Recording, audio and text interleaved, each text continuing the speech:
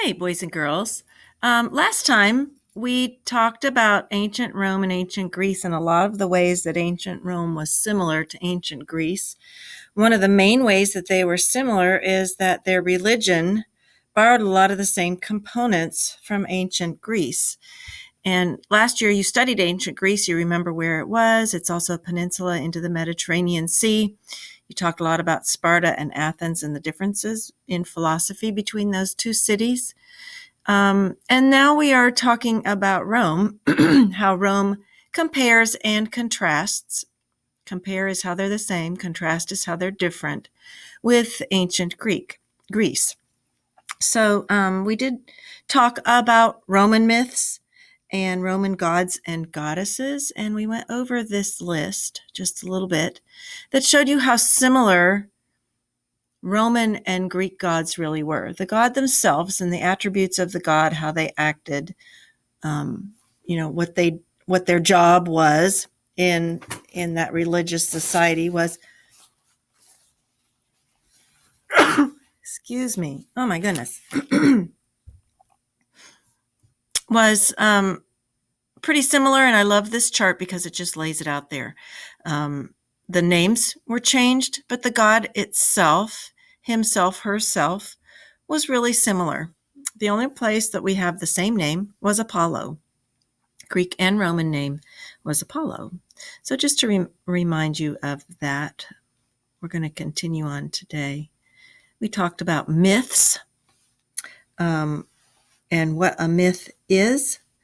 A myth is a fictional story that has a supernatural being or a hero as the main character, and that myth tries to explain an event in nature or teach some moral lesson. Today, we're going to move on and we're going to talk about the Roman Republic. A republic is a kind of government. You know that different kinds of governments really are different. There are different types of governments all over the world, even today. And back in ancient Rome, almost all governments were like a dictatorship, where you had a king or one person. A monarchy is where you have a king, but a dictatorship is just somebody who set themselves up and said, everybody has to do what I want to do. And I'm going to force you to do that. So most people decide to do that because of safety issues. And even though people, individuals, citizens, have good ideas in their minds, people also often don't speak up. There's a new type of government that Rome is going to introduce, and Greece introduced, was this republic where individual people had a voice, and they could voice their concerns, what they liked about a government, what they did not like about a government, and then they were given a chance to change that. So you learned about ancient Greek people, men, being able to vote for leaders and being chosen to be a leader. And that was pretty new in the world, 2,500 years ago. That was not something that happened often. Greece was really the very first country that came up with that thought and that idea. It was very novel. A lot of what America has decided to do comes from Greek and Roman government. We're going to learn about the Roman side of it today, and you'll see how many times even the words that we use to describe our government come from this Roman time. It's pretty interesting. So do you remember what a civilization is? Remember, that's one of the things we're going to be talking about every single day. Can you remember? Can you list off some of those 6 things that a nation or a civilization has to have in order to be considered a civilization? List them off before I do it. Ooh, how many did you get? Okay. A civilization is a group of people living together in a well-organized way. They build cities. They have a writing system. They have leaders and laws. They practice religion. They growed their own food by farming, and different people in that civilization, in that society, do different jobs. Did you remember that? Tomorrow, maybe you can get them all. Well, today we're going to hear about citizens of the Roman Republic. What does it mean to be a citizen? Well, a citizen is a member of a country who agree to live by that country's laws. If someone is born in another country and wants to become a citizen of the United States, there's a lot that they have to do. You have to live in the United States for at least 5 years. You have to promise to obey the laws. You have to know certain facts about U.S. history, the Constitution, the Bill of Rights. You have to understand how the government works. You have to take a test. And you have to participate in a special ceremony where you promise to be loyal to your new country.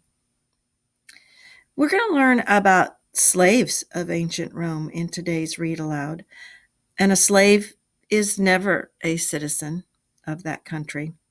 A slave is a person who is unjustly considered to be property of another person. Slaves have to work hard with no pay, and they do not have the same rights that other citizens have, such as the right to vote. There was a war that the United States endured, in which one of the points of conflict was slavery. Do you remember learning about that? You're right, that's the Civil War. Thankfully, the side of right won in that war. We haven't finished our job with that. There's still a lot to do. But we can move forward as a country and do more of the right things. And that's what we hope we will do as a country.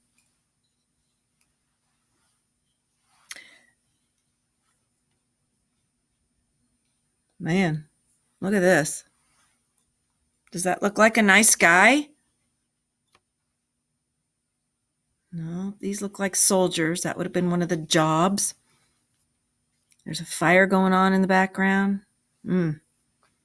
These men they look like they've been beat up. Before the establishment of the Roman Republic, areas in present-day Italy and surrounding land were divided up into many little kingdoms with many different rulers. Some kings were richer and more powerful than others. The kings and their people fought each other all the time, and over the years they developed long-standing rivalries that often resulted in warfare. The city of Rome was controlled by a long line of Etruscan kings. Remember, Etruscans are the people, along with some Greeks, who lived in this Italy before what we call Italians lived there. The city of Rome was controlled by a long line of Etruscan kings who had ruled for several generations. Etruscan kings worried above everything else about losing power, especially losing control of their city. They figured the best way to hang on to power was to be as harsh as possible with their subjects, the people over whom they ruled. They were very demanding and not very nice. Around 500 BC, the people living in Rome decided that they had had enough. Remember BC? That's before Christ, before the Common Era. So if Rome was founded in 753 BC, how many years later was 500 BC? Well, 253 years. So for 253 years, Rome had lived under these Etruscan kings. The people of Rome in 500 BC overthrew their Etruscan king and created a new form of government. Rome's new form of government was now called a republic. In some very important ways, this new government was based on a form of government that the ancient Greeks practiced at the time, democracy. Instead of having a king who made all the laws and told everyone else what to do, the Romans decided that the citizens, the people, should be able to elect who they would work together to make decisions and form laws to guide how their society would be ruled. In this new form of government, the people had more of a voice in how their society would be ruled as a republic.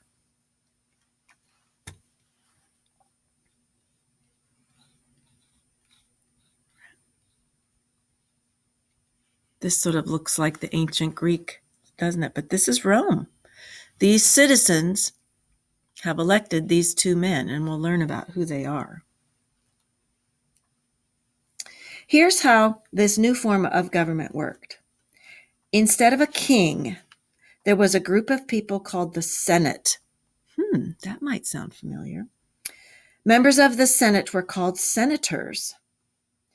There were 300 senators in the Roman Senate, all of whom were men. Senators held their position for as long as they lived. The people elected two consuls, two people whose job it was to make final decisions on whether a new law should be passed or whether, for instance, to go to war.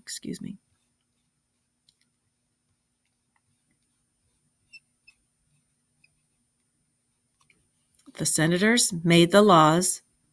The consuls gave their final approval to the laws that were made by the Senate.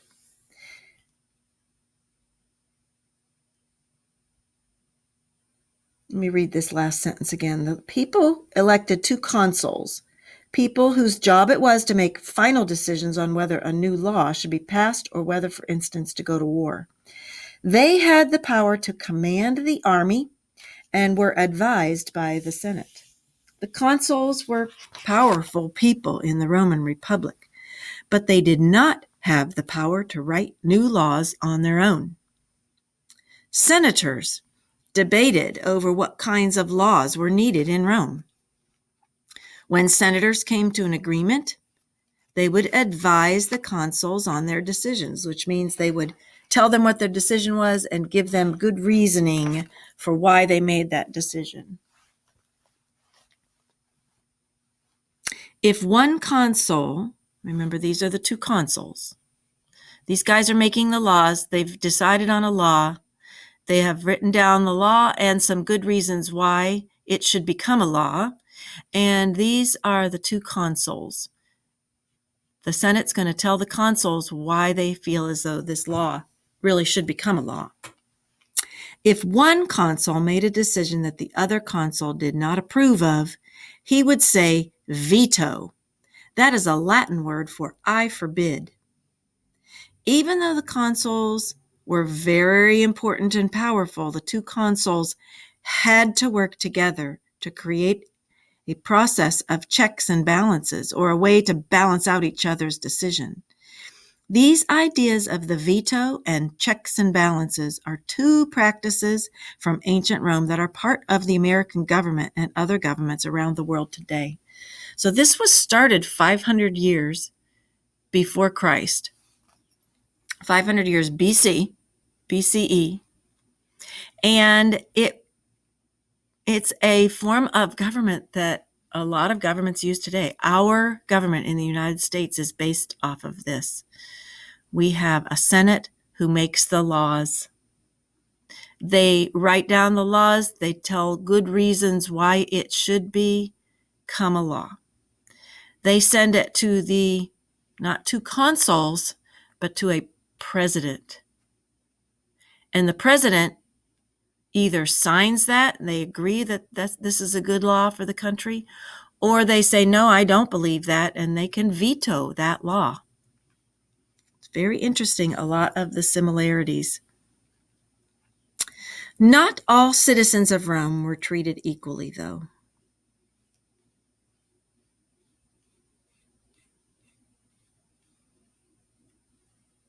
In fact, some people living in Rome were not citizens at all.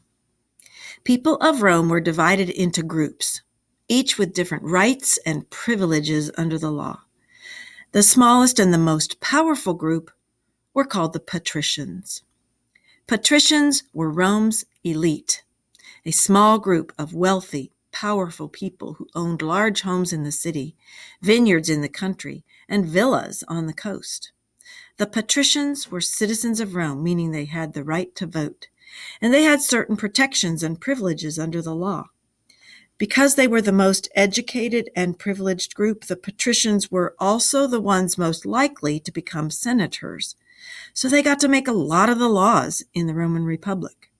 As you might guess, the people in this painting are wealthy Roman patricians. In contrast to the ancient Greek culture, women in ancient Rome were considered citizens, and wealthy women were part of the elite patrician group, although they could not vote or serve as a senator or consul.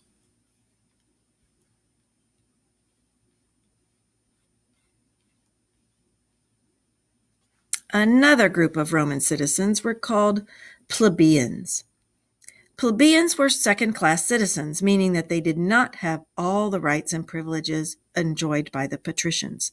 However, the plebeians had one big advantage: numbers. Because the plebeians made up the largest portion of Roman citizenry by far, the wealthy patricians learned that they needed to make sure that the plebeians were happy, or at least happy enough that they wouldn't rise up and try to take more power for themselves. Like patricians, plebeians were citizens, so they could vote. However, they were subject to a different set of laws than patricians. For instance, a patrician could freely insult and even attack a plebeian, but a plebeian would be in big trouble if he did the same to a patrician. Plebeians could own property, but it was hard for them to gain enough land or money to become as rich or as powerful as a patrician. Plebeians came in all shapes and sizes, including fairly wealthy shopkeepers and traders, hardworking farmers and fishermen, and other poor and lowly workers. Farmers were important because plentiful crops were very necessary for the success of Rome's culture and civilization. That is one of the main reasons why Romans worshipped Saturn, the god of the harvest. So this is the plebeian group. Soldiers were part of that group. Shopkeepers, laborers, people that worked hard, people that owned stores, people that went fishing.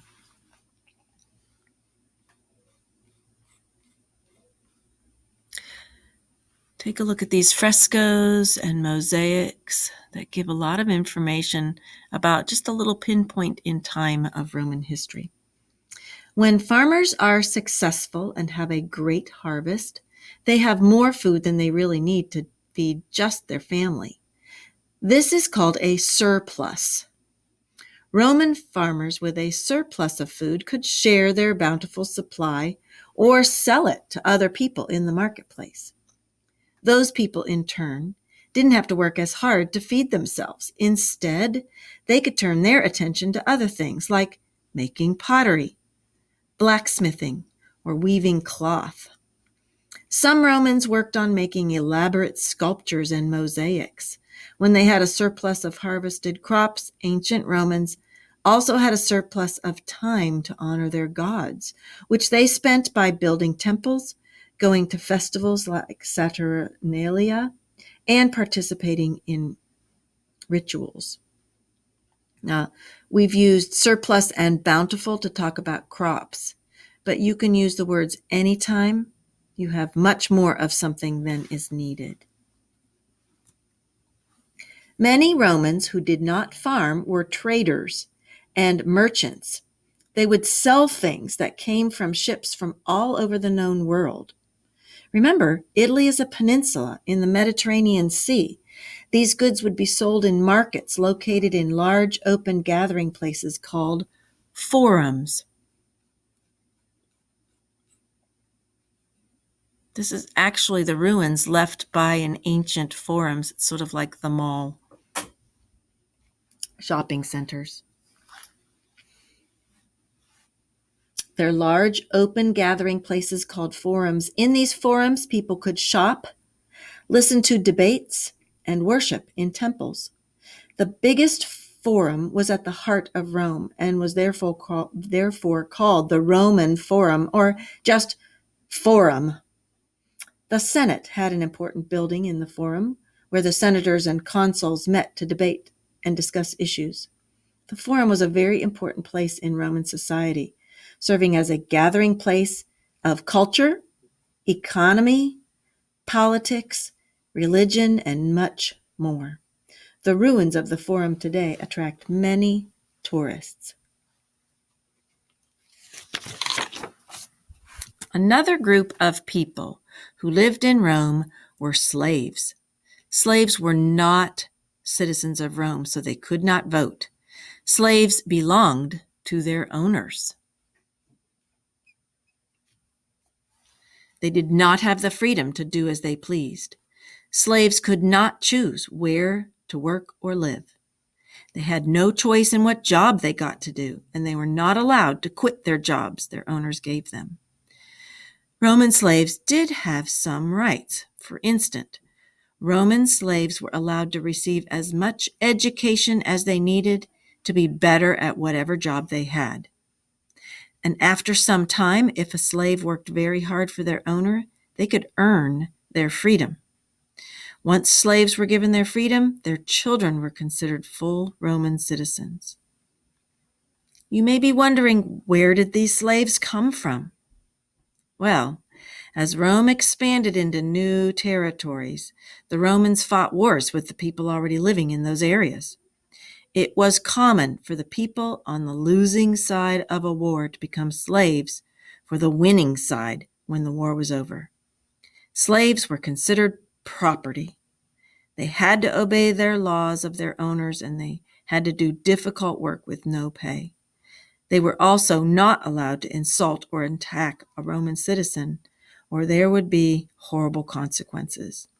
Slaves were considered the most lowly people in Roman society, on the very other end of the spectrum from the elite patricians. This is a really important picture because it gives you a snapshot of how Roman culture was organized. Whether patrician, plebeian, or slave, man, woman, or child, all of the people of ancient Rome contributed in their own ways to the many components of this ancient civilization. So you heard today that Rome is a republic. What is a republic? A republic is a government that allows the public, or the people who are citizens, to vote and elect leaders instead of having one ruler decide everything like a king. Before Rome became a republic, what type of government was in place? Well, there were many different kingdoms or monarchies, each ruled by a different Etruscan king who was very cruel. And what was the relationship like between those kingdoms? They fought. They had long-standing rivalries with each other. What happened to cause Rome to change into a republic? Well, the people of Rome stood up. They became tired of their harsh king, and they overthrew the king. They set up a new government. You've heard about 3 main groups of people in Rome.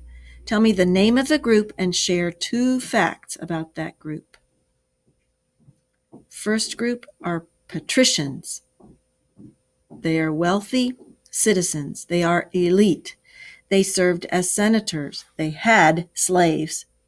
They could vote. Plebeians. Second-class citizens. They might be lowly in career or status, but they also could have fairly high-class jobs as traders and merchants. They could vote. There were many, many more plebeians than patricians. Slaves. Some received just enough education to help them be better at their jobs, but none of them could vote. None of them were citizens, and they had very, very few rights. How many consuls were there, and who elected them? There were 2 consuls, and they were elected by the citizens of Rome. How did the consuls balance out each other's decisions? They had checks and balances. Okay, if one did not believe in a law that the senators were sending up, they could check the power of the other consul and veto it. So checks and balances and veto. There were 300 senators. What was their role? Well, they made laws and they advised the consuls. What is it called when farmers have more food than necessary for their families? It's called a surplus. And what's a synonym of that word? Surplus. A synonym means the same. Synonym, same. A surplus also means to have bounty or to have a bountiful amount. When Romans did not have to farm, what other types of things could they do? Well, they could make pottery, weave cloth, they could blacksmith, create sculptures and mosaics, run shops, all sorts of things. All right, that is our lesson for today. And tomorrow we will review this. This is a really important poster. Remember, 2 consuls, 300 senators, a few patricians, very wealthy, many, many, many plebeians who are doing most of the work in Rome, and a lot of slaves who were also working, but they were not citizens.